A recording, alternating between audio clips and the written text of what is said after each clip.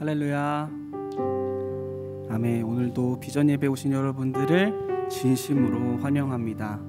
또 오늘 옆 사람들을 돌아보시고 앞뒤 사람들을 보시면서 오늘도 함께 예배함이 우리의 기쁨입니다, 주님께 영광입니다 라고 함께 인사하시면서 서로 바라보실까요? 네, 오늘도 예배함이 우리의 기쁨 됩니다. 하나님께 영광 됩니다. 아멘. 아멘.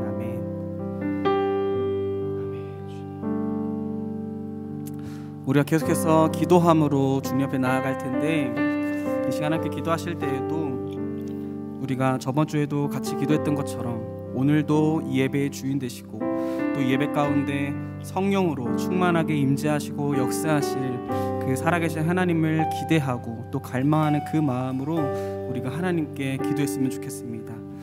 그래서 함께 기도하실 때에 하나님 오늘도 우리와 함께하여 주시고 우리에게 주의 그 충만한 은혜와 그 풍성한 은혜를 누리고 경험하는 예배가 될 수 있도록 도와주시옵소서라고 우리 하나님께 마음을 다해서 간절히 기도함으로 함께 기도하겠습니다. 주님 감사합니다. 아버지, 오늘도 우리가 이곳에 서서 주를 예배합니다.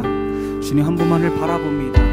우리의 찬양이 이유 되시고 우리의 전부 되시는 주님을 예배하오니 주님, 우리 가운데 주의 그 충만한 은혜와 그 풍성함 가운데 우리가 나아가고 머물고 온전히 누릴 수 있도록 주님 인도하여 주시옵소서.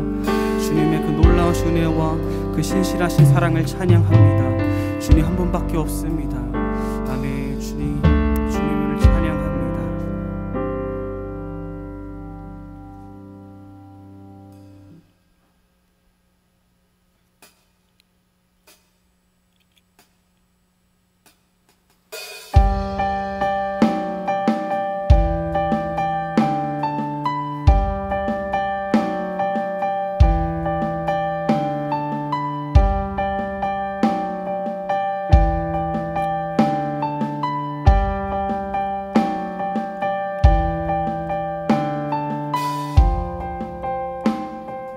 빈들의 마른 풀, 빈들의 마른 풀 같이 시들은 나의 영혼, 주님의 허락한 성령 간절히 기다리네.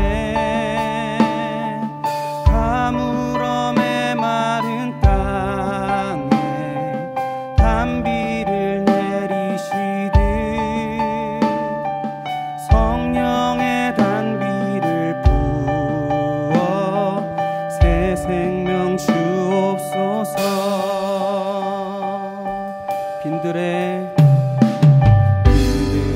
마른 풀같이 시들은 나의 영혼, 주님의 허락한 성령 간절히 기다리네. 가물어 메마른 땅에 단비를 내리시듯 성령의 단비를 부어 새 생명 주옵소서. 아멘. 하늘문 여소서. 주의 뜻 이루게 성령님 오소서. 이 땅에 영원히 하늘문 여소서. 하늘문 여소서. 주의 뜻 이루게 성령님 오소서. 이 땅에 우리 목소리 높여 찬양하십시다. 철 따라 우로를 내려 조목이 무성하니 갈급한 내 심령 위에 성령을 부소서. 가물어 메마른 땅에 단비를 내리시듯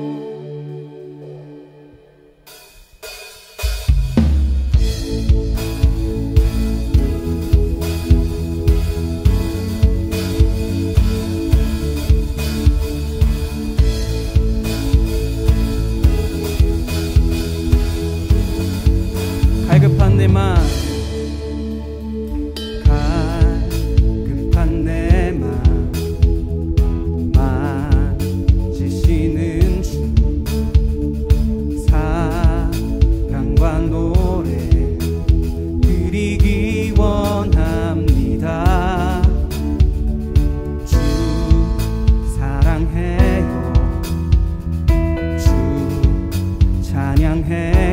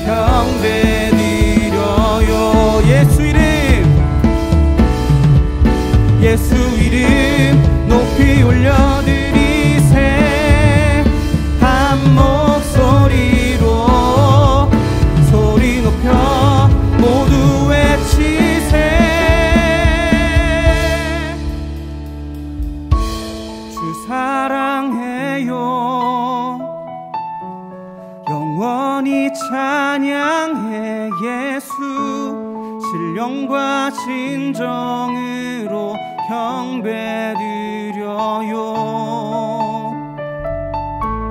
주 사랑해요. 영원히 찬양해 예수. 신령과 진정으로 경배드려요. 주 사랑해요. 영원히 찬양해 예수. 신령과 진정으로 경배드려요. 아멘. 주 사랑해요. 주 사랑해요. 영원히 찬양해 예수. 신령과 진정으로 경배드려요. 주 사랑합니다. 아멘. 우리 주님께 모두 영광을 받고 올려드리십시다. 아멘. 주님만을 사랑합니다.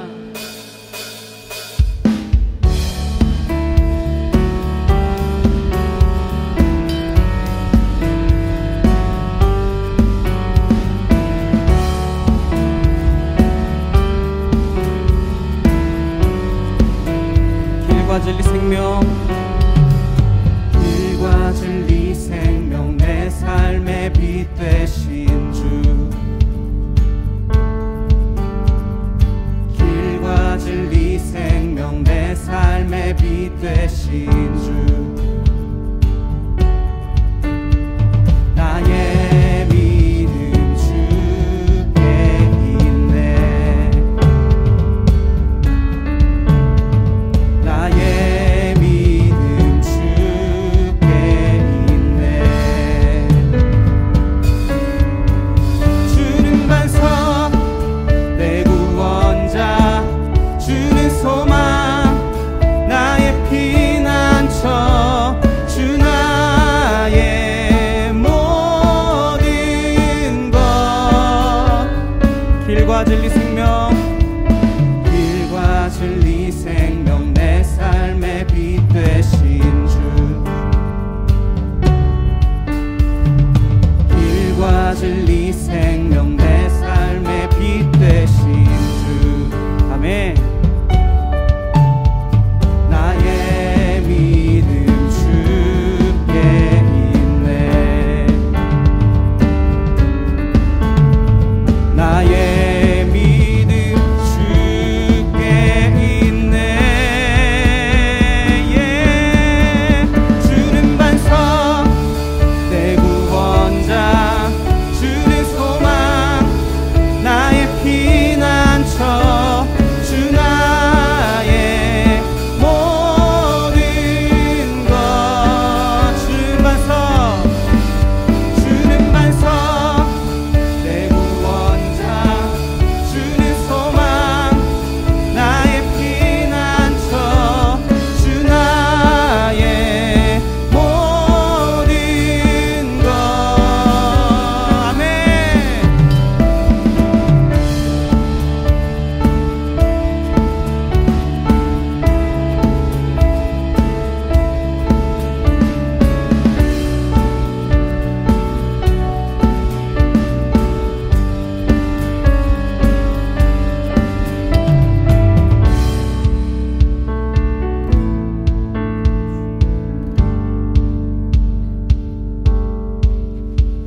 나의 믿음 주께 있네. 나의 믿음 주께 있네.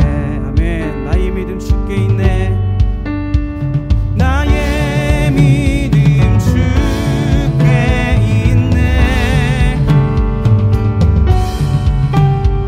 나의 믿음 주께 있네. 주는 반석 내 구원자, 주는 소망 나의 피난처. 주 나의 모든 것. 주는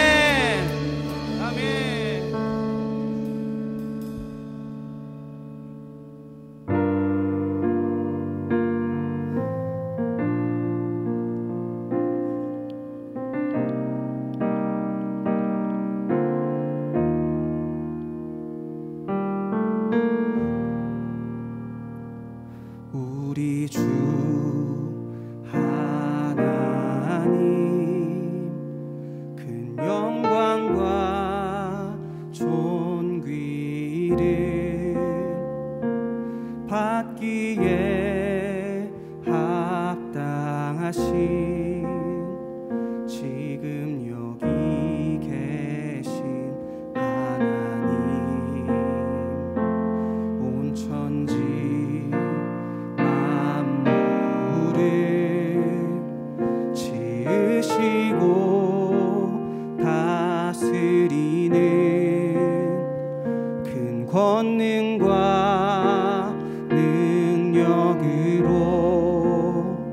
주의 말씀 이루시리.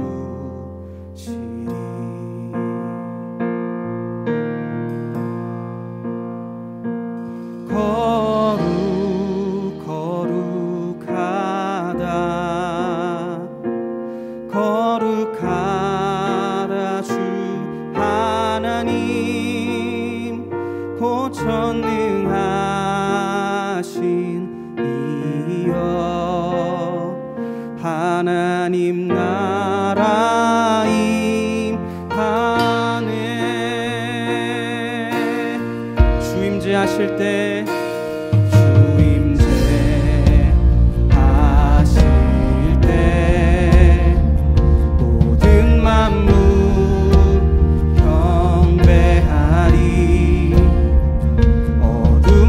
새 물러가네. 오셔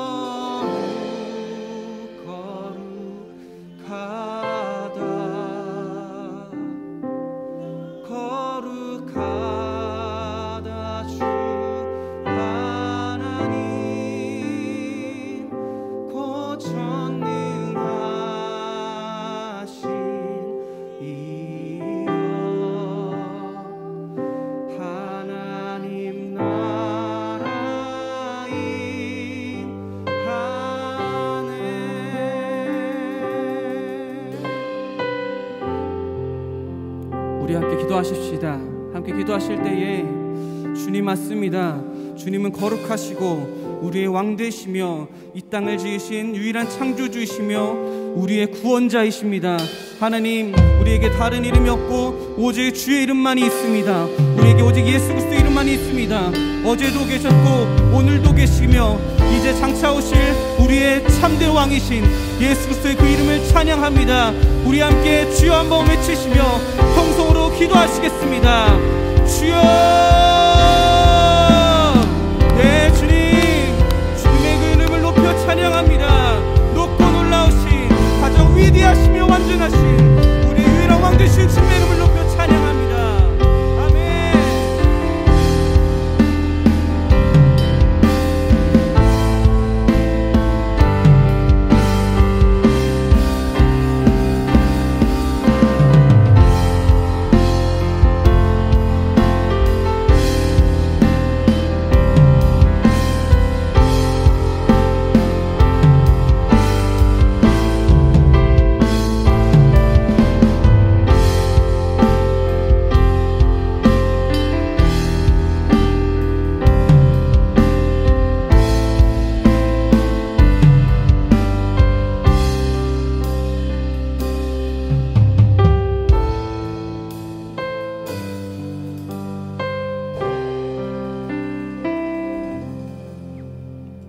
자비로우신 하나님 아버지, 오늘도 하나님 전에 불러주셔서 찬양과 기도로 은혜 받게 해주심에 감사를 드립니다. 우리를 택하셔서 하나님 아버지의 이름으로 자녀되게 하시고 생명 주신 주님을 찬양합니다. 이 시간 주님의 임재하심과 성령의 인도하심만을 구하는 충만한 예배되게 하옵소서.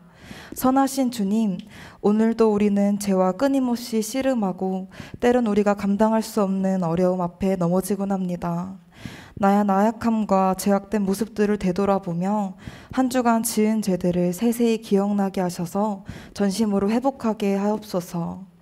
또한 세상의 기준과 여구가 우리 앞에 놓일 때 예수 그리스도의 이름으로 세상을 분별하고 다스리는 거룩한 군사 되게 하옵소서. 각자에게 맡겨진 사명을 감사함과 기쁨으로 감당하게 하시고 우리의 뜻과 생각이 주님보다 앞서지 않고 모두 하나 되어 교회와 예배를 섬기는 참된 사명자 되게 하옵소서. 이 시간 온전히 주님이 드러나는 예배되게 하시고 말씀 전하시는 박영감 목사님을 성령 충만케 하셔서 선포하시는 말씀마다 하나님의 살아계심을 느끼는 시간 되게 하옵소서. 모든 기도와 간구를 들으시는 주님께 감사와 영광을 높여드리며 사랑이 많으신 예수 그리스도의 이름으로 기도드립니다. 아멘.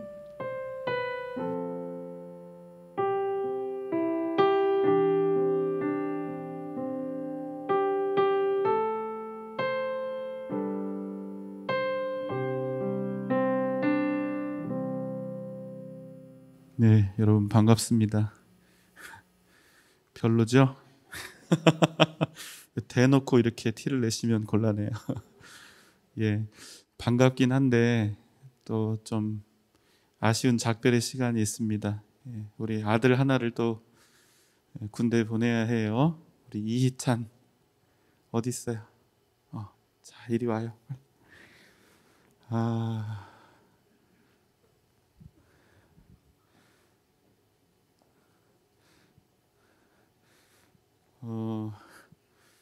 해병대 장교로 임관을 받았습니다. 지금 소위 이소희. 네, 박수 한번 하실래요? 네. 네.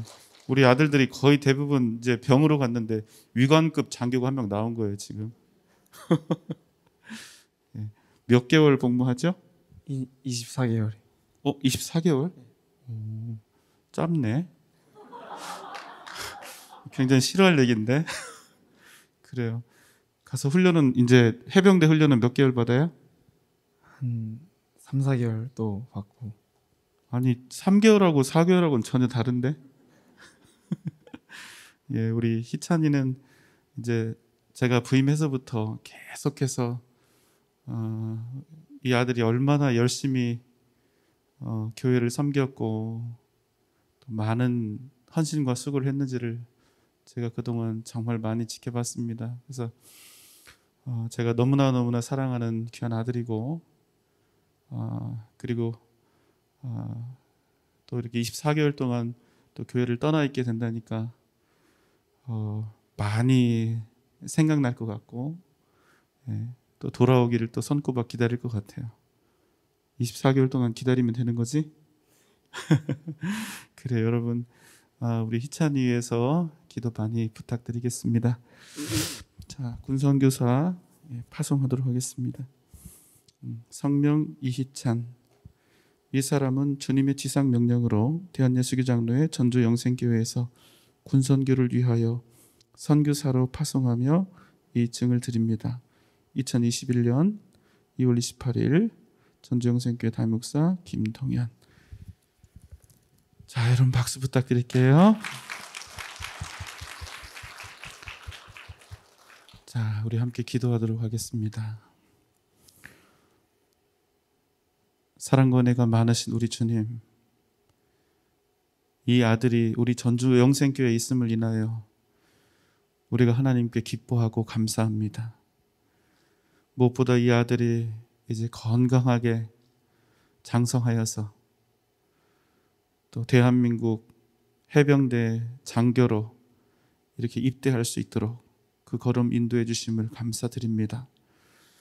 그 어느 군보다 더 힘들고 어려운 훈련을 잘 이겨내게 하시고 그 모든 순간마다 함께 하시는 하나님, 역사하신 하나님을 경험하며 그 누구도 경험하지 못할 하나님의 살아계심을 또 함께 하심을 순간마다 분초마다 이 귀한 아들의 가슴에 새길 수 있도록 주여 힘과 능력을 더하여 주옵소서.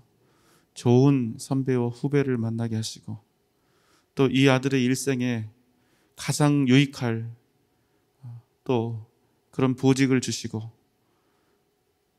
또 배우게 하시고 일하게 하셔서 귀한 아들의 일생이 주 예수 그리스도로 말미암아 더욱더 창대할 수 있도록 주여 도와주옵소서. 많은 헌신과 수고를 주님의 교회를 위해 다 드리고 이제 군에 입대합니다. 하나님, 더 좋은 것으로 30배, 60배, 100배의 열매를 거둘 수 있도록 하나님 함께하여 주옵소서. 건강하게 지켜보아야 주옵소서. 복무가 다 끝난 후에 우리가 기쁨으로 다시 만나게 하실 줄 믿습니다. 주여 사랑하는 아들과 동행하여 주옵소서. 예수님의 이름으로 간절히 축복하며 기도하옵나이다. 아멘.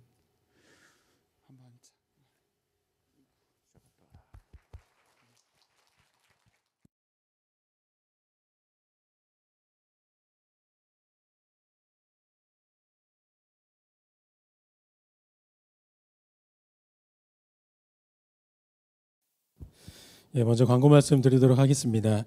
3월 14일 주일 오후 2시 30분에 이곳 본당에서 안수집사, 권사, 임직 감사 예배가 있습니다. 그래서 3월 14일 청년부 주일 예배는 오후 1시에 청년부실에서 진행하도록 하겠습니다.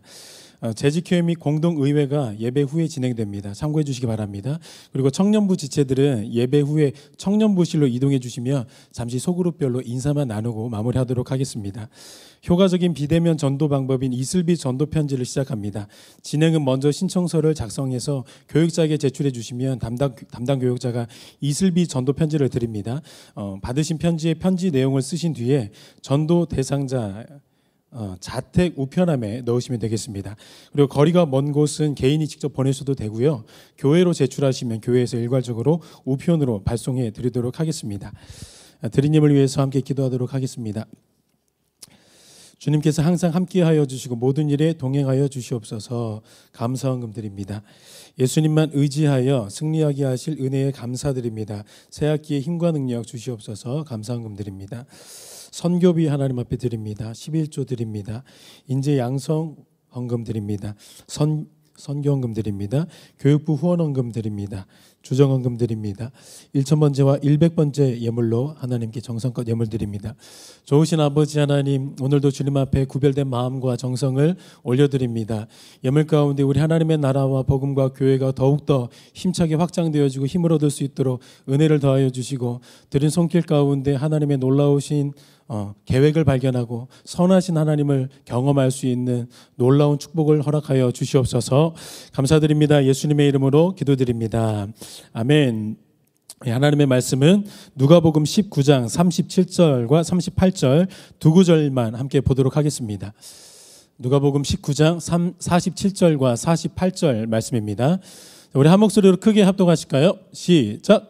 예수께서 날마다 성전에서 가르치시니 대제사장들과 서기관들과 백성의 지도자들이 그를 죽이려고 꾀하되 백성이 다 그에게 귀를 기울여 들으므로 어찌할 방도를 찾지 못하였더라. 아멘. 자, 여러분 함께 인사하겠습니다. 한마음 하나 되어 주님의 뜻을 이루어 갑시다. 바로 띄워주셔서 감사합니다. 방송실 여러분, 이번에는 이렇게 인사하실까요? 사랑합니다, 축복합니다, 존경합니다, 인사합니다. 사랑합니다, 축복합니다, 존경합니다. 예. 예수님의 사역 가운데 가장 중심을 차지하고 있었던 사역이 여러분 어떤 사역이었을 것 같습니까? 가장 중심된 사역.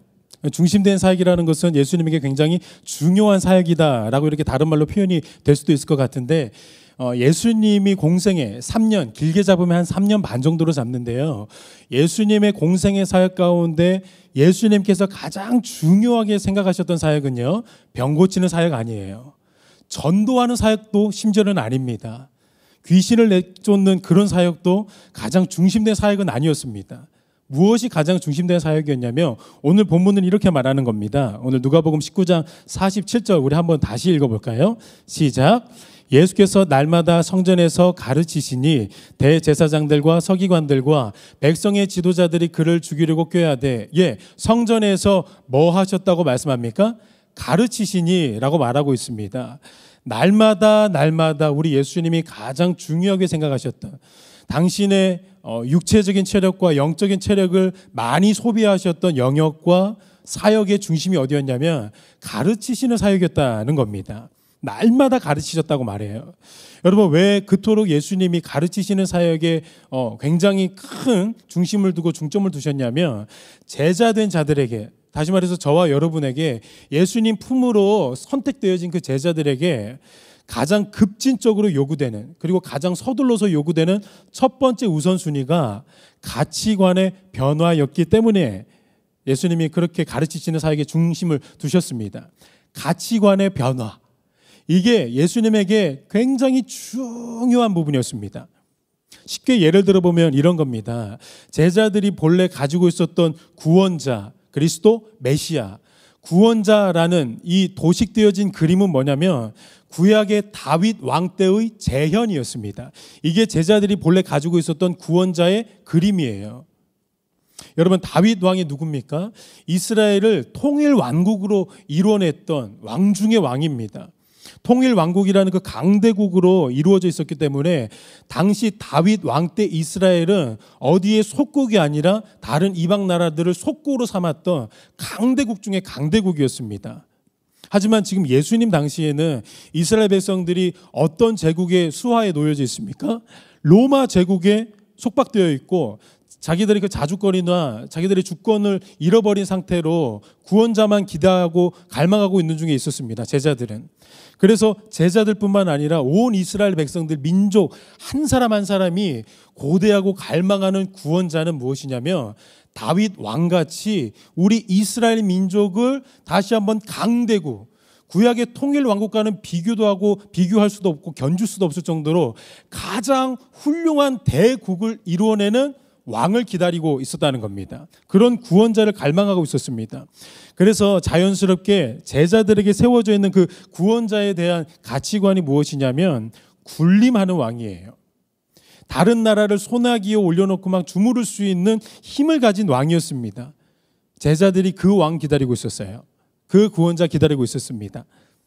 예수님이 이제 죽음을 이기시고 부활하셨죠. 그리고 이제 40일 동안 하나님의 나라를 이렇게 다시 한번 선포하셨는데 제자들 생각에는 왜 아직까지 우리가 구약의 그 다윗 왕 때 그 왕국이 지금쯤 일어나고 우리 눈에 가시적으로 보여야 되는데 왜 아직도 나타나지 않지라고 궁금했던 사람들이 제자들입니다. 예수님이 죽음을 이기시고 부활하셨는데도 불구하고 그 가치관에서 헤어나오지를 못하는 겁니다. 어디서 발견할 수 있냐면 사도행전에 정확하게 이렇게 기록하고 있죠. 1장 6절은 이렇게 말합니다.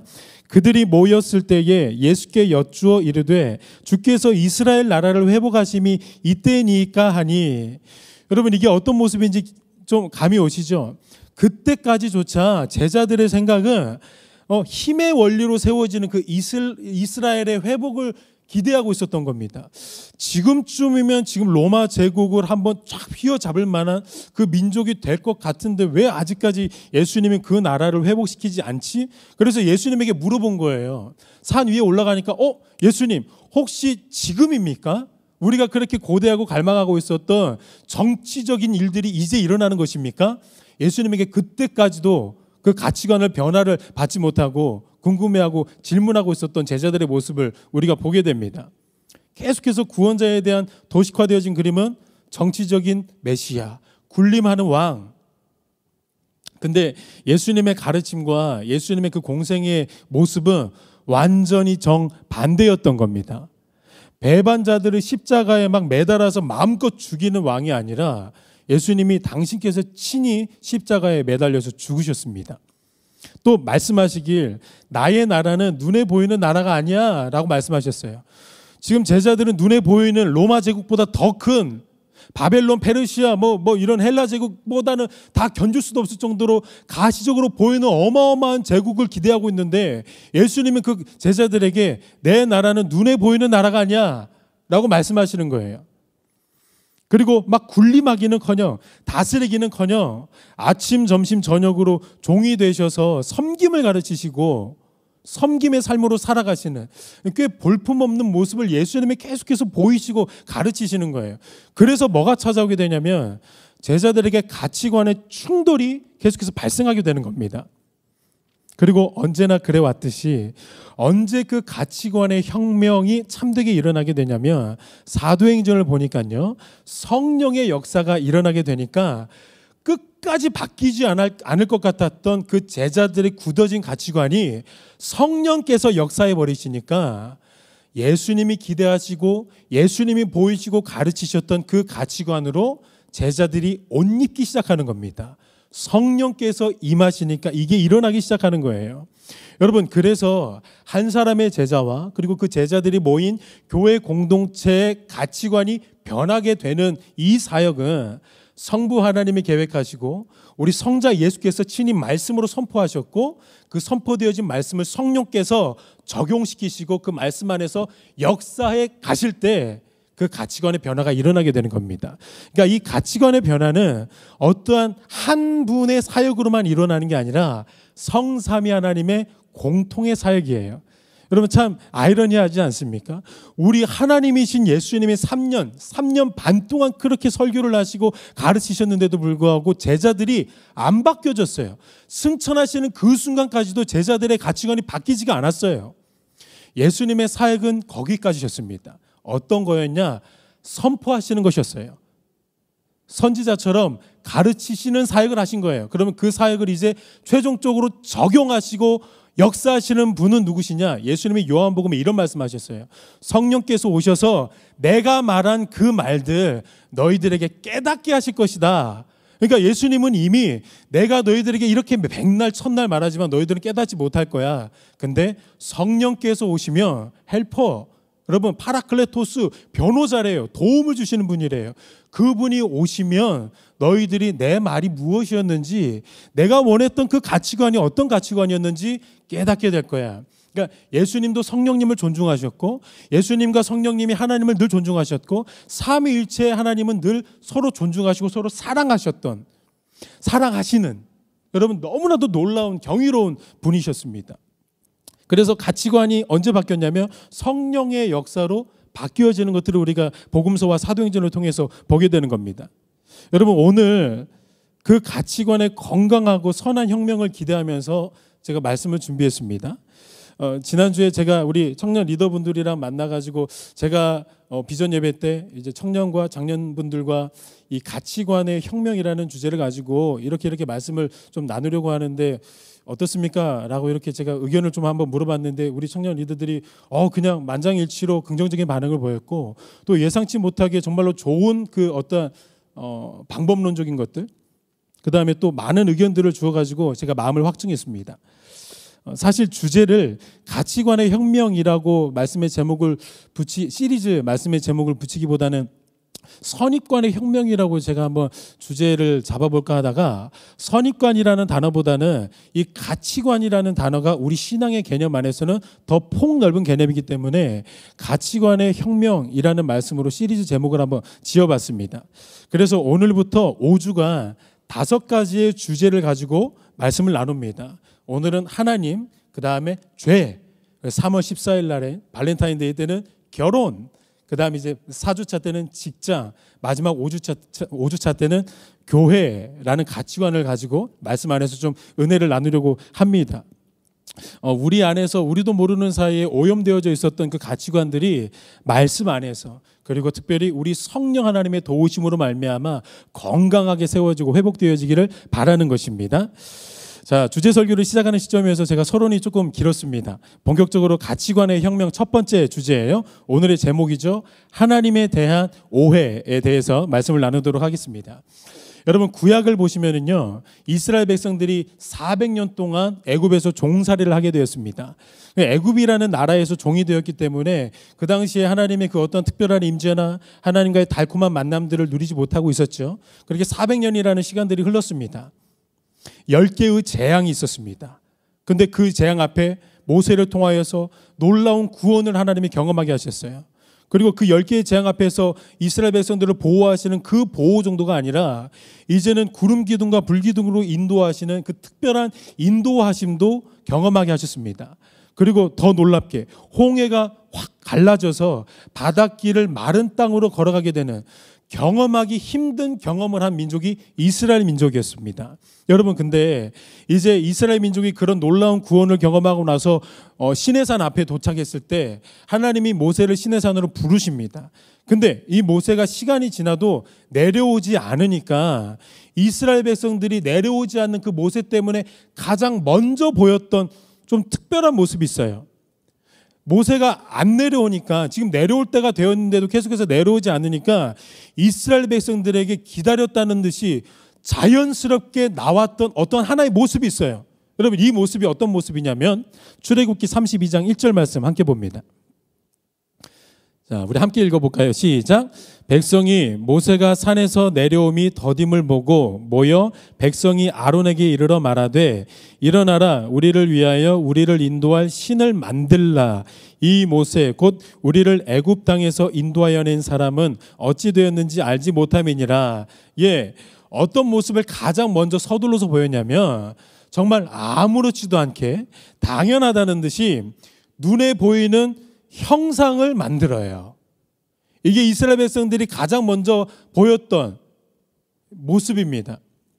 눈에 보이는 그 신의 형상을 만들어내는 모습을 보인 거예요. 왜 이스라엘 백성들은 이렇게 갑자기 아무렇지도 않게 눈에 보이는 신, 그러니까 형상을 만드는 이런 모습을 비추게 되었을까요? 정답은 너무 간단합니다. 400년 동안 지금 어디에 있었습니까? 이스라엘 백성들이 애굽에 있었잖아요. 애굽에서 어떤 문화를 접하고 있었냐면 애굽은 온통 신이 어떻게 그려져 있냐면 형상으로 그려져 있습니다. 그 모습이 눈에 늘 있었던 겁니다. 학습되어졌던 겁니다. 그래서 그게 학습되어져 있기 때문에 모세가 늘 눈에 있었는데 모세가 보이지 않으니까 가장 먼저 행한 일이 눈에 보이는 신의 형상을 만들었던 겁니다. 아무렇지도 않게 이걸 시도했던 겁니다. 여러분 결국 하나님을 어떻게 섬겨야 하는지의 그 정확한 기준이나 어떠한 캐논, 우리의 그 방향성이 없으니까 늘 자신에게 자기도 모르게 학습되어져 있었던 그 기준과 가치관을 바탕으로 누구를 섬기냐면 하나님을 섬기려고 하는 거예요. 여러분 잘 따라오시는 거 맞죠? 자기가 원래 학습되어졌던 그 가치관을 가지고 누구를 섬기려고 하냐면 하나님을 그대로 섬기려고 하는 거예요. 400년 동안 애굽에서 나는 이렇게 신의 형상을 받고 신의 종교적인 모습들을 봐왔으니까 그 종교성을 가지고 위엄하시고 전능하시고 경이로우신 그 하나님을 그렇게 섬기려고 하는 거예요. 그래서 이스라엘 백성들이 모세가 보이지 않으니까 죄의식 하나 없이, 그때는 죄인지도 모르니까, 율법은 저 위에서 선포되어지고 있었으니까 신의 형상을 만들기 시작했던 겁니다. 여러분 기억하시면 좋겠습니다. 이것을 뭐라고 말하냐면 종교생활이라고 말합니다. 결국 하나님을 어떻게 섬겨야 하는 기준이 없이 자신의 가치관과 자기의 그 문화 안에서 하나님을 끌어들여서 하나님을 섬기는 것, 즉 자기가 만들어내고 자기 기준으로 섬기는 종교생활이 시작이 되는 겁니다. 여러분 꼭 기억하시면 좋겠습니다. 이 패턴과 이 양식이 어느 민족, 어느 나라, 어느 성도에게 동일하게 다 나타나요. 저와 여러분도 피할 수 없는 길입니다. 우리 한국교회 한번 살펴볼까요? 우리 한국 성도들 한번 반추해 볼까요?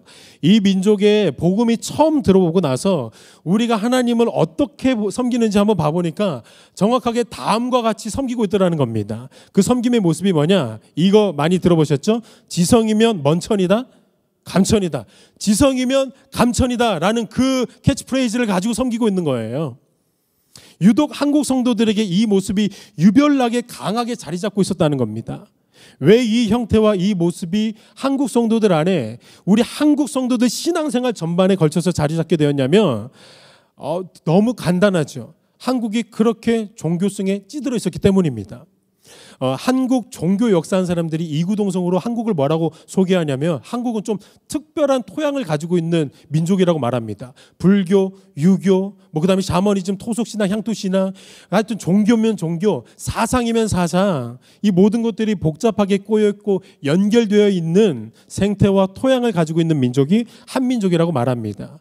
그리고 게다가 역사의 절반 이상이 늘 외세의 침략이 있었고 주권을 강탈당하고 있었던 그 아픈 과거의 역사들이 있어서 종교성과 사상 심리가 하늘을 치솟아 오르는, 늘 열올라 있는 민족이 한민족이라고 소개를 합니다. 종교 역사한 사람들이 그렇게 말합니다.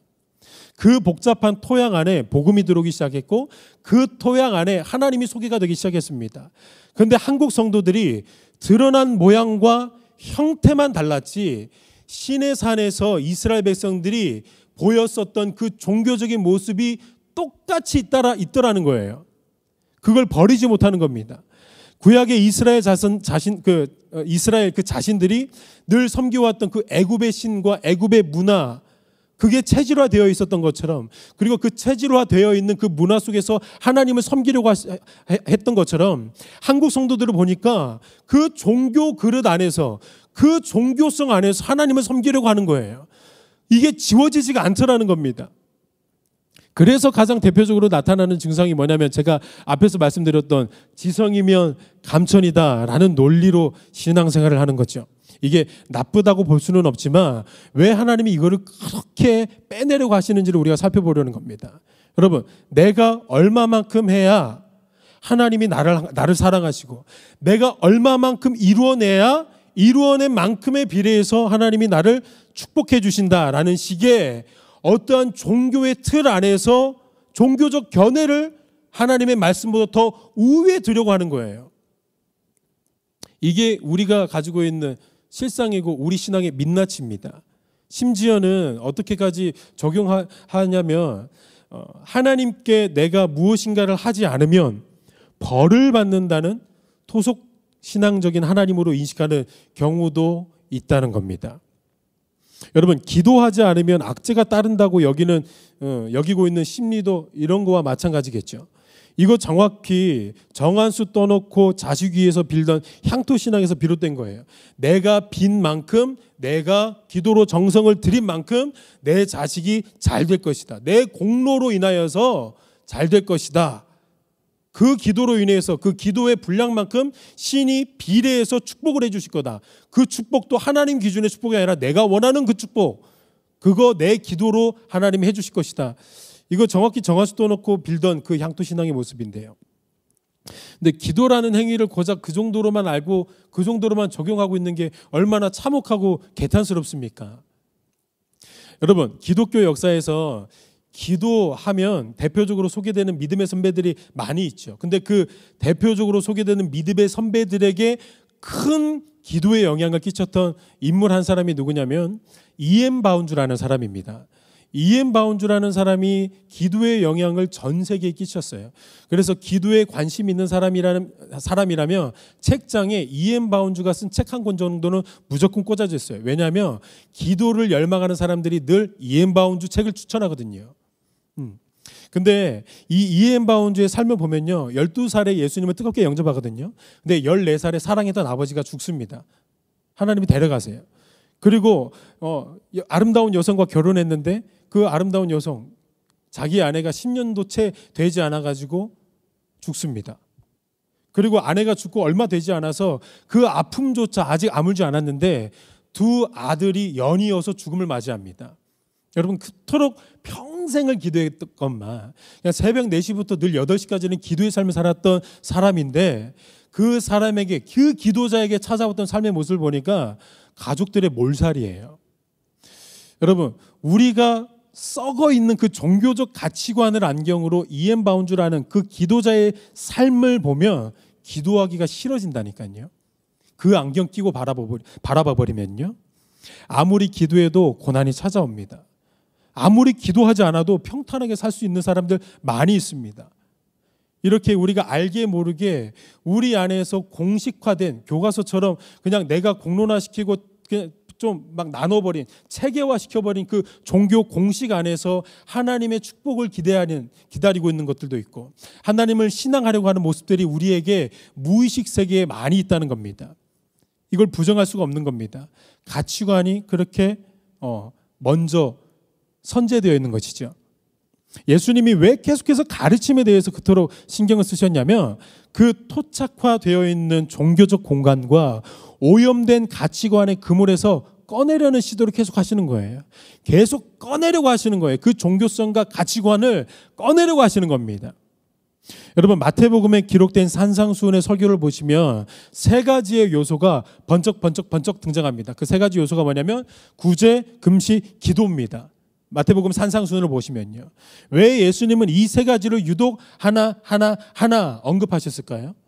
그 당시 시대, 물론 지금도 마찬가지인 것 같습니다. 특별히 그 예수님 시대에는 이 구제, 금식, 기도라는 이 세 가지 요소가 고등 종교에서 가지고 있는 가장 핵심된 요소들이었습니다. 그리고 동시에 신 앞에서 자신의 종교성을 가장 극대화할 수 있는 요소가 구제, 금식, 기도예요. 구제는요, 공덕을 쌓음으로 내세를 보장하려는 수단으로 통용되었습니다. 금식은 연단과 수련을 쌓아서 다른 사람과 종교적 차별성을 보여주기 위해서 존재했습니다. 물론 하나님은 그런 식으로 금식을 만들지 않았는데 예수님 시대에는 그렇게 이미 문화화되어 있었다는 거예요. 기도는요, 초월을 추구하고 자기의 가치를 뭔가 특별하게 내비치려고 하는 이런 신비로운 가치로만 받아들여졌습니다. 그러니까 이 세 가지를 보니까 전부 다 종교라는 그릇 안에서 자기 의를 드러내기 위해 딱 안성맞춤이었던 요소들이에요. 예수님이 그거 세 개 꺼내시는 거예요. 그거 세 개 꺼내가지고 너희들 종교성을 가지고 있는 가치관을 내가 바꿔주겠다라고 설명하고 계시는 게 산상수훈이죠. 그 요소들을 설명하면서 예수님이 가치관의 혁명을 일으키십니다. 다른 사람들은 언제나 신이었는데, 다른 사람들은 그냥 나무와 탑을 관세음보살이었는데, 우리 예수님은 가치관의 혁명을 일으키시는 거예요. 하나님을 아버지라고 소개하세요. 아버지께서, 여러분 또 기억나십니까? 하늘에 계신, 기도를 가르치실 때 하늘에 계신 우리 아버지요. 예수님이 혁명을 일으켜버리신다니까요. 당시에 무슨 신이 아버지가 될 수 있고, 야훼라는 이름도 쓰지 못하는 그 종교의 부담을 가지고 있는 그 유대인들에게 하나님을 아버지로 내려버리시는 거예요. 가치관의 혼동들이 일어나기 시작했습니다. 우리 예수님이 그렇게 충격적인 가치관의 혁명을 일으키신 겁니다. 사랑하는 여러분, 단순히 하나님을 신이라는 개념으로만 섬기면서 소위 종교 생활을 영위해 나갈 것인지, 아니면 하나님을 아빠, 아버지로 누리면서 성령을 통한 복음 생활을 할 것인지는 여기에서 판가름 나는 겁니다. 첫 글자가 어떻게 시작하는 거예요? 어떻게 시작하냐는 겁니다. 기도할 때도 주여, 그냥 예전에 종교 생활에서 하고 있었던 그 주여, 물론 우리한테 너무 좋은 단어지만, 하지만 예수님은 기도를 가르치실 때 하늘에 계신 우리 아버지여 라고 가르쳐 주셨다는 거예요. 이 첫 단어가 어떻게 시작하냐는 것이죠. 여기에서 종교 생활을 할 것인지 아니면 성령의 도우심을 통한 복음 생활을 영위해 나갈 것인지가 정확하게 판가름되어진다는 것입니다. 여러분, 왜 한국을 비롯한 전 세계 모든 민족과 열방이 복음을 처음 받아들였을 때 하나님에 대해서 아버지의 그 관계적인 복음의 충만함까지 깊어지는 게 어색하고 낯서냐면, 세상의 그 어떤 종교도 신을 아버지로 소개하고 아버지로 문화화한 종교는 없기 때문입니다. 여러분, 그래서 그 죄가 만들어낸 종교적 가치관의 배경 속에 젖어 있고 물들어 있었던 우리 인간들에게는 하나님이 아버지로 여겨지는 그 과정이 굉장히 낯설 수밖에 없는 원리입니다. 학습되어진 적이 없어요. 신이라는 존재, 온 우주 만물을 말씀 하나로 창조하시고 운영하시고 다스리시는 그 신이라는 존재가 아버지로 관계를 누리는 것을 배워본 적이 없거든요. 봐본 적도 없거든요. 그래서 우리가 낯선 거예요. 근데 그 종교심에 물들어 있었던 우리가 언제 비로소 아버지의 관계까지 깊어지게 되냐면 언제입니까? 누가 임하시고 누가 역사하실 때입니까? 성령께서 임하시고 성령께서 역사하실 때 도저히 불가능하게만 느껴질 것 같았던 하나님을 내 아버지라고 여기는 게 가능해진다는 겁니다. 여러분, 그래서 로마서에서는 분명하게 이렇게 말합니다. 8장 14절 15절 말씀, 우리 큰 목소리로 함께 읽어봅니다. 시작. 무릇 하나님의 영으로 인도함을 받는 사람은 곧 하나님의 아들이라. 너희는 다시 무서워하는 종의 영을 받지 아니하고 양자의 영을 받았으므로 우리가 아빠 아버지라고 부르짖느니라. 아멘. 성령께서 우리 가운데 역사하실 때 우리는 드디어 그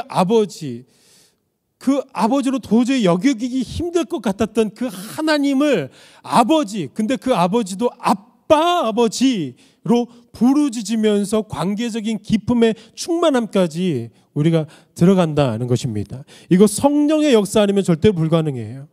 절대로 성령의 도우심이 없으면 이 관계까지 깊어질 수가 없는 겁니다. 왜 예수님이 공생의 사역 가운데 가르치시는 사역을 함께 전하면서 기도하는 모습을 계속해서 보이셨냐면, 그 성령의 역사가 제가 누누이 말씀드리죠. 기도의 순간에 충만하게 되는 거예요. 그래서 늘 예수 성령 안에서 깊이 기도하는 사람들은 아버지를 깊이 누리고 있습니다. 성령께서 기도 가운데 하나님을 누리게 하는 도움을 주시기 때문입니다. 그래서 기도하지 않고 그저 늘 잠깐 종교적인 의식만 하고 돌아가면 하나님을 하나님으로만 여기고 신으로만 여기고 내 안에 아버지와의 관계적인 충만함까지는 가지 못하는 거예요. 우리 하나님이 이거 원하시죠. 오늘 말씀의 제목을 제가 하나님에 대한 오해라고 첫 번째 주제를 설정해 봤습니다. 하나님이 지금 이 순간에도 가장 우리에게 원해하고 계신 것이 무엇이냐면 우리의 종교 생활이 절대로 아니라는 것입니다. 두려움에 사로잡혀서 내가 무엇인가를 해내야만 그에 상응해서 하나님이 나에게 사랑을 주시고, 내가 무엇인가를 해내지 못하면 하나님이 나를 계속 버리시는 것 같고 벌 주시는 것 같고, 이런 논리로 우리가 움직여지는 것을 하나님이 원하지 않으시는 겁니다. 하나님이 지금도 애타게 기대하시고 하나님이 우리에게 구구절절 그냥 부탁하시는 것, 당신의 소원을 말씀하시는 건 뭐냐면 하나님을 아버지, 그리고 우리가 자녀로서의 그 관계적인 충만함까지 제발 깊이 녹아지자라고 하나님이 부탁하시는 거예요. 하나님 그거 기뻐하시고 그거 원해하신다는 것입니다. 그 관계, 복음의 관계죠. 이 관계를 기대하십니다. 무엇을 해낼 때만 아버지가 아니라 무엇을 해내지 않을 때는 갑자기 군사령관처럼 대령 스타처럼 무서우고 좀 거리 껴야 하는 그런 존재가 아니라, 내가 뭘 하지 않았을 때도 하루 종일 게임만 할 때도 언제나 가서 아버지 용돈 좀 주세요. 이런 관계적인 충만함까지, 이거 아버지와 자녀의 관계로서는 관계밖에는 설명이 되지 않는 모습인데 그거 우리 하나님이 원해하신다는 거예요. 이거 우리 하나님이 지금 기뻐하시는 것 같아요. 여러분 신앙생활 하시면서 이런 질문과 이런 궁금증들도 분명히 많이 있으셨을 겁니다. 구약 성경을 보시면 하나님이 당신의 자녀 선택한 민족인 이스라엘 백성들을 막 이방인을 몽둥이로 들으셔가지고 막 치시잖아요. 바벨론, 아수르, 페르시아, 헬라, 마지막에 로마 제국까지. 하여튼 구약에서는 로마는 나오지 않지만 하여튼 막 몽둥이로 치기 시작하셨습니다. 그 모습에서 하나님에 대한 그 두려움이 지원해지지가 않는데 어떻게 하냐는 겁니다. 이런 질문들 제 안에서도 있었습니다. 제 안에서도 그거 지원하기가 참 쉽지가 않더라고요. 그 무서움의 하나님이 그냥 계속 제 안에 잔향처럼 남아 있어서 너무 엄격한 신으로만 여겨지는 거죠. 그리고 비참한 건 그 두려움이 아버지와 자녀의 관계를 온전히 누리지 못하게 하고 종교적 자세로 나를 취하게 만들어 버리더라는 거예요. 그 두려움만 있어 버리니까. 여러분 시선을 조금만 한번 돌려보시기를 바랍니다. 하나님이 당신의 생명보다 더 사랑하는 이스라엘 백성들을 왜 눈을 딱 질끈 감고 찢으셔야만 했을까요? 하나님 당신의 자녀들이고 택한 백성들인데 왜 하나님은 아랑곳하지 않고 당신의 백성들을 찢으셔야만 했냐는 것입니다. 왜 그럴까요? 이스라엘 백성들이 가지고 있는 죄 때문이에요. 너무 쉽죠. 죄 때문이에요. 근데 그 죄가 어떤 속성을 가진 죄였냐면 단순히 하나님을 사랑한다라는 그 고백이 멈춘 정도의 죄가 아니라 하나님을 의지하지 않는 정도 차원의 죄가 아니라 왜 하나님이 이스라엘 백성들을 찢으셔야만 했냐면 이스라엘 백성들이 가지고 있었던 그 죄의 속성들이 보니까 전부 이웃에게 악행을 저지르고 있었던 죄의 모습들을 가지고 있었기 때문입니다. 그 죄악들이 만연했기 때문입니다. 그래서 구약의 선지서들을 보면 정말로 일관되게 공통되게 선지자들이 뭐를 책망하냐면 왜 정의와 공의를 너희들이 세우지 않느냐, 왜 이웃이 피눈물을 흘리고 있는데 아니 오히려 너희들이 왜 이웃에게 피눈물을 흘리게 하고 있느냐, 정의를 계속해서 외치고 있는 거예요. 선지자들이 왜 이웃에게 너희들이 그렇게 행하느냐, 왜 이웃의 생명을 너희들이 쉽게 생각하느냐, 이웃의 고통에 왜 너희들이 눈 감고 있느냐, 이거 계속해서 책망합니다. 그러니까 여러분 기억하셔야 돼요. 이스라엘 백성들이 가지고 있었던 죄의 속성은 단순히 음란이 아니에요. 이웃을 향한 악행이었다니까요. 예를 들어서 몰렉제사를 했어요. 몰렉제사가 뭐냐면 자기가 낳은 자식을 불에 태워요. 불 위에다가 올려놔 버려요. 정인이 사건이랑은 비교할 수도 없을 정도로 너무 악한 행실들이 누구에게 있었냐면 하나님의 자녀들에게 버젓이 일어나고 있었다는 겁니다. 여러분 이웃에게 약탈을 행하죠. 부조리를 행하죠. 이웃들의 눈에서 맨날 피눈물을 나게 만드는 그 죄악들이 이스라엘 백성들에게 고스란히 있었던 겁니다. 하나님이 그거 그냥 참으셔야 되나요? 그거 참으면 우리 하나님이 정말로 우리를 사랑하는 하나님이구나, 그렇게 이스라엘 백성들이 하나님에게 사랑한다고 고백하겠습니까? 그거 참으면 어떻게 사랑이라고 말할 수 있겠습니까? 하나님이 어떤 분이시냐면 놀라워요. 혹 당신이 낳은, 정말로 당신이 배 아파서 낳은 그 자녀들이 혹 이웃을 아프게 하고 이웃의 인권을 유린하는 악을 범하고 있다면 당신의 자녀라고 오냐 괜찮다고 해주시는 분이 아니라 철저하게 피눈물을 흘리고 있는 그 피해자의 입장에 하나님이 서셔서 눈 딱 감고 당신의 자녀들을 징계하시고 불 가운데 넣어버리시는 하나님이세요. 여러분 하나님의 그 징계 속에서 그분의 사랑이 과연 얼마나 우주적으로 충만한지를 보게 되는 거예요.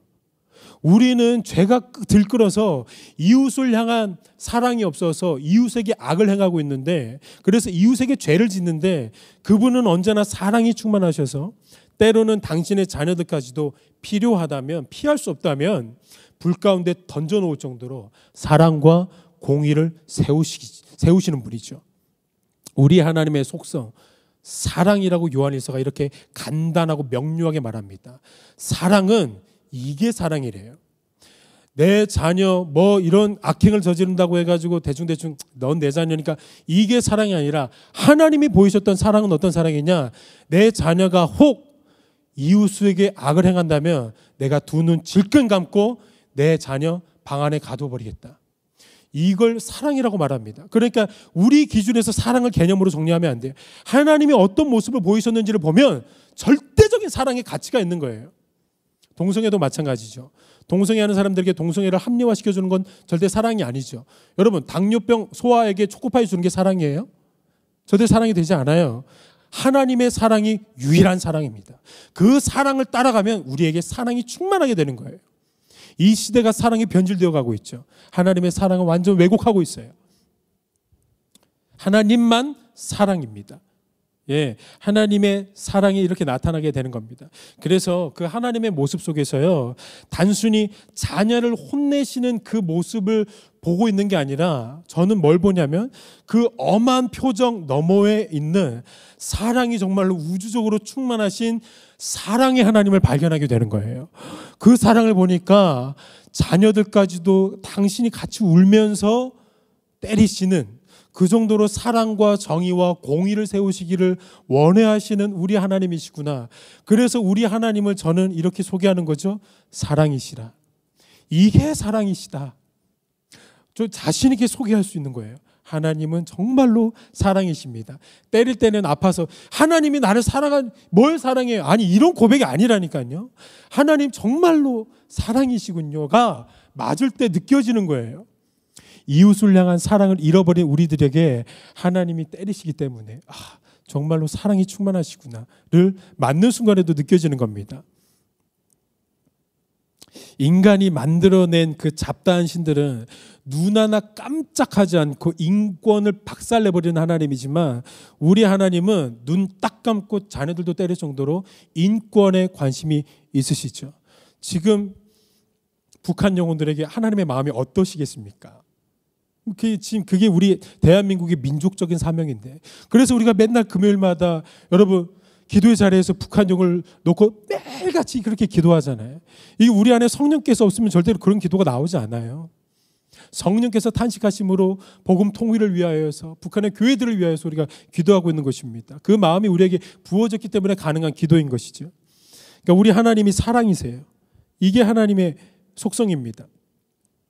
여러분, 근데 제가 이 말씀만 드리고 좀 말씀을 마무리하려고 하는데, 그 하나님이 당신의 자녀들이 당신의 자녀들이 그 행사하던 악을 그치기 위해서 당신의 자녀들을 불구덩이 속으로 딱 집어넣으시고 고난 가운데 집어넣으시고 그 후에 어떤 모습을 보이셨냐면, 그러니까 불구덩이에 던져놓으시고 너희들 한번 맛 좀 봐봐라, 어디 한번 혼나봐.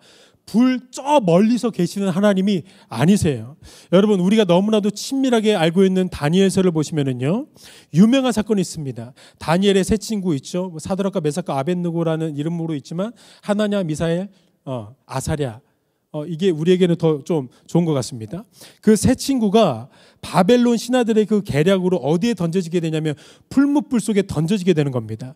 여러분, 구약에서 특별히 다니엘서에는요, 불이 상징하는 게 있어요. 그 불은 뭘 상징하냐면 징계, 그러니까 채찍을 상징하고 철저한 하나님의 심판을 상징하거든요. 그러니까 지금 세 친구를 통하여서 다니엘서가 뭐를 지금 말하고자 하냐면 이스라엘 백성들이 지금 하나님한테 혼나고 있다는 거예요.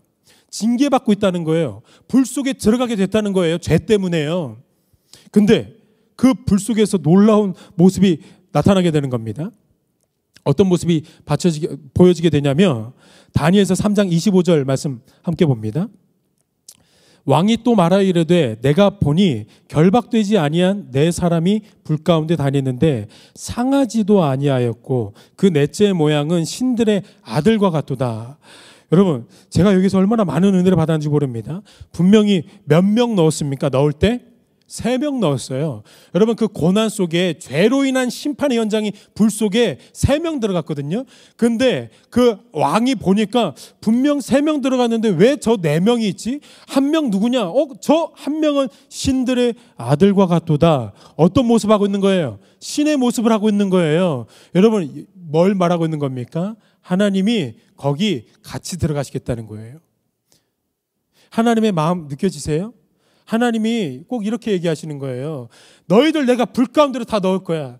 너희들 불 가운데 들어가지 않으면 너희들이 다른 사람들 불 지르고 다니고 다른 사람 집안 쑥대밭으로 만드니까 이제 너희들이 불 속으로 들어가. 내가 너희들을 징계할 거야. 너희들이 이제 고난 찾아올 거야. 혼내시는 거예요. 근데 그 불 속에 누가 같이 들어가시는 거예요? 하나님이 같이 들어가신다는 거예요.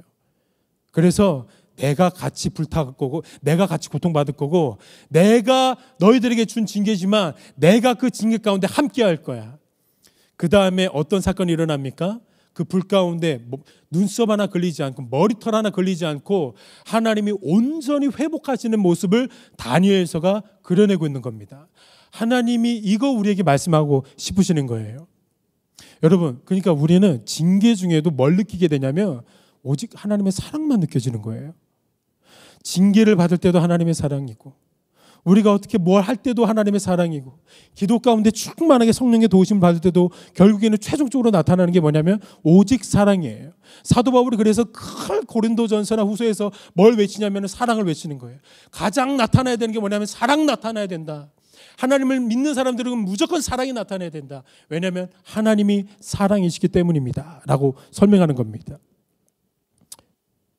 그러니까 우리는 징계 중에도 폭풍 같은 하나님의 사랑을 경험하기 바쁘고, 이 사랑을 늘 경험하고 있으니까 날마다 우리도 하나님을 사랑한다라고 고백할 수밖에 없는 겁니다. 여러분, 이 하나님의 사랑의 태도와 모습을 유일하게 설명할 수 있고 이해시킬 수 있는 단어는 아버지와 자녀라는 개념 말고는 그 어떤 것도 설명되어질 수 없습니다. 우리 하나님이 우리 아버지시기 때문에 불 가운데도 들어가시는 거예요. 때로 우리를 징계하시기도 하시겠죠. 그럼 말씀 마무리하면요, 가치관의 혁명, 첫 번째 주제, 하나님에 대한 오해. 내가 과연 하나님을 어떻게 알고 있고 누리고 있는가에 대해서 여러분 스스로가 깊이 좀 반추해보고 이렇게 성찰해 나가시기를 좀 도전 드리고 싶습니다. 내가 정말로 하나님이 원하시는 대로 그분을 아버지로 누리고 있는가, 아니면 나도 모르는 사이에 내가 예전부터 체질화되어 있었던 그 종교적인 방식과 가치관을 가지고 두려움에 기인한 종교 생활을 하고 있지는 않은가. 말씀 안에서, 그리고 성령의 귀한 감동 안에서 성찰해 보시기를 권면드리고 싶습니다. 여러분, 저는 이 말을 좀 좋아합니다. 한 선교사가 신앙의 방황 그리고 신학의 고민 끝에 발견하게 된 말인데요, 이런 말을 했습니다. 우리는 하나님을 감동시키는 존재가 아니라 하나님으로부터 감동을 받는 존재로 창조되어졌습니다. 우리는 어떤 종교적인 그릇 안에서 하나님을 감동시키기 위해 존재하는 존재가 아니라 먼저는 하나님에게 감동을 받기 위해 존재한 존재다. 이 말을 참 좋아합니다. 여러분 기억하시기 바랍니다. 우리가 먼저 감동을 줄 수는 없어요. 우리가 하나님에게 많은 감동을 받을 때, 십자가 그늘 아래서, 그리고 징계 가운데도 말씀 안에서 우리가 하나님에게 감동을 받을 때에 우리가 이렇게 하나님에게 고백할 겁니다. 내 주 아빠 아버지. 여러분, 이 고백이 매일의 삶 속에서 매 순간마다 충만하게 고백되어지기를 예수님의 이름으로 축원드립니다. 이 시간 우리 아바 아버지 함께 찬양하시면서 우리 하나님 기쁘시게 되기를 원합니다.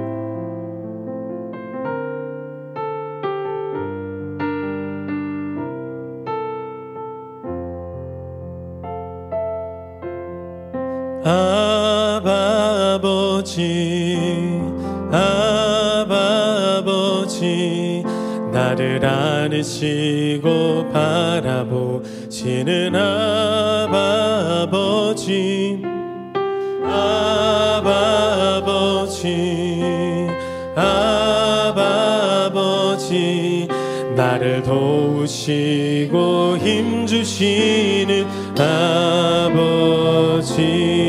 한 번 더 찬양합니다. 아바 아버지, 아바 아버지, 아바 아버지, 나를 안으시고 바라보시는 아바 아버지, 아바 아버지, 아바 아버지, 나를 도우시고 힘주시는 아버지.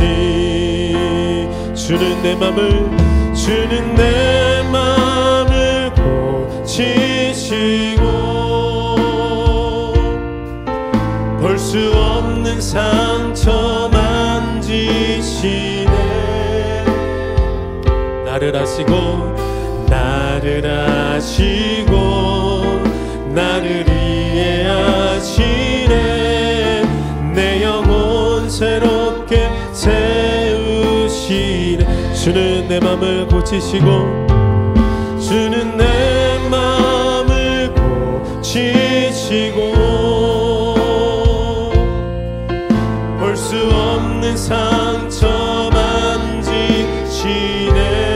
나를 아시고 나를 아시고 나를 이해하시네. 내 영혼 새롭게 세우시네. 여러분 이 시간에 잠시 기도하며 나아갈 때에 하나님 내 삶 속에서 그 어떤 순간에도 종교 생활하지 않도록 성령께서 붙들어 주시기를 원합니다. 하나님을 아버지로 누리게 하시고 나를 통하여서 하나님을 모든 사람들이 아버지로 발견하고 아버지로 누릴 수 있는 그런 복음의 통로가 되어줄 수 있도록 나에게 관계의 충만함을 성령께서 더해달라고 우리 시간 주여 한번 힘차게 부르짖고 함께 기도하며 나가겠습니다. 기도합니다. 주여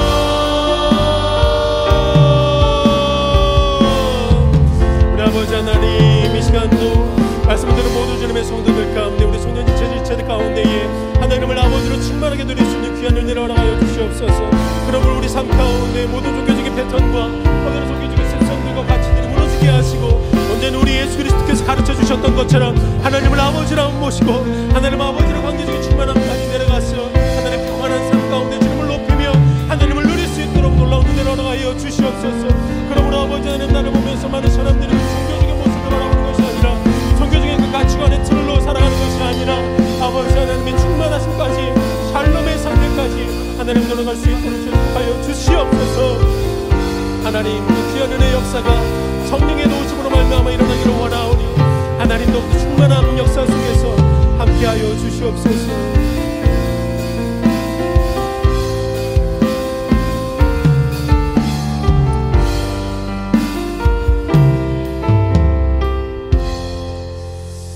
우리 아버지 하나님 오늘도 주님의 마음 선포해 주셔서 감사합니다.